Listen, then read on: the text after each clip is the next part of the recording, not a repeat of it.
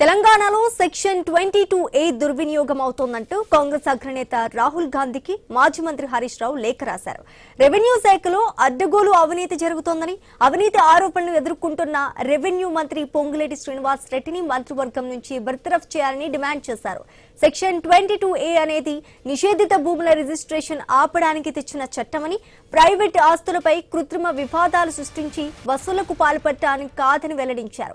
జూబ్లీహిల్స్, బంజారాహిల్స్ సహా హైదరాబాద్, రంగారెడ్డి, మేడ్చల్, సంగారెడ్డి జిల్లాలో HMDA అనుమతులున్న వేలాది ప్రైవేట్ ఆస్తులను ఏకపక్షంగా 22A జాబితాతో పెడుతూ వేధింపులకు గురి చేస్తున్నారన్నారు. రెవెన్యూ శాఖలో 30% వసూళ్లు రాకెట్ నడుస్తోందని, నిషేధిత జాబితా నుంచి ఆస్తులు తొలగించుకోవటానికి దళారులు మార్కెట్ విలువలో ఏకంగా 30% కమిషన్లు డిమాండ్ చేస్తున్నారంటూ హరీష్ రావు తీవ్ర ఆరోపణలు చేశారు.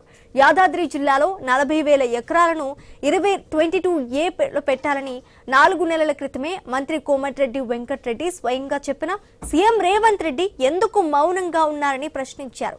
అయితే ORR చుట్టుపక్కల భూములపై వివాదాలు సృష్టించి రాజకీయ పలుకుబడి ఉన్న బినామీ సంస్థలతో 50% జాయింట్ డెవలప్మెంట్ కు ఇవ్వాలని యజమానులపై తీవ్ర ఒత్తిడి తీసుకువస్తున్నారన్నారు.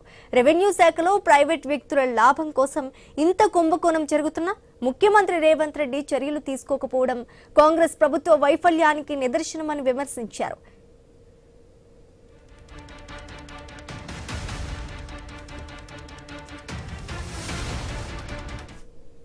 ఈ 30% కమిషన్లు 50 అగ్రిమెంట్ల వెనుక ఉన్న పెద్దలు ఎవరు? దళారులు, బినామీ సంస్థలను నడిపిస్తున్న రాజకీయ శక్తులు ఎవరు? విచారణలో నిగ్గు తేల్చారని లేఖలో పేర్కొన్నారు. ఫోరెన్సిక్ ఆడిట్ ద్వారా ఏ ఆస్తిని ఎవరు జాబితాలో చేర్చారు, ఎందుకు తొలగించారు, మధ్యవర్తుల ప్రమేయం, ఆర్థిక లావాదేవీలపై తక్షణమే నిజాలు తేల్చారని తెలిపారు.